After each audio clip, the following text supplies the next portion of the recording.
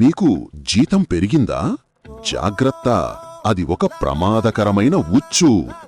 జీతం పెరిగినప్పుడు 90% మంది తమ లైఫ్ స్టైల్ ఖర్చులు పెంచుతారు, కానీ 10% మంది మాత్రమే తమ పెట్టుబడులు పెంచుతారు. ఫైనాన్షియల్ సైకాలజీ ప్రకారం ఈ 10% మందే స్వేచ్ఛ పొందుతారు. మీరు జీతం పెరిగినప్పుడల్లా కొత్త ఈఎంఐలు, కొత్త ఖర్చులు పెంచుకుంటారు. ఎంత సంపాదించినా నెలాఖరుకు 0. ఈ ఉచ్చులో పడి మీరు మీ స్వేచ్ఛను కోల్పోతారు. మీరు జీవితాంతం ఆ ఈఎంఐల కోసం పని చేస్తూనే ఉండాలి. కానీ తెలివైనవారు పాత జీతంతోనే బ్రతుకుతారు. పెరిగిన ఆదాయాన్ని 100% పెట్టుబడి పెడతారు. వారే స్వేచ్ఛను కొనుక్కుంటారు. అందుకే మీ ఇంక్రిమెంట్ ఉచ్చు కాదు, అది ఒక అవకాశం. గుర్తుంచుకోండి, ఆదాయం పెరిగినప్పుడు ఖర్చులు పెంచడం కాదు, పెట్టుబడులు పెంచడం తెలివైన వారి లక్షణం.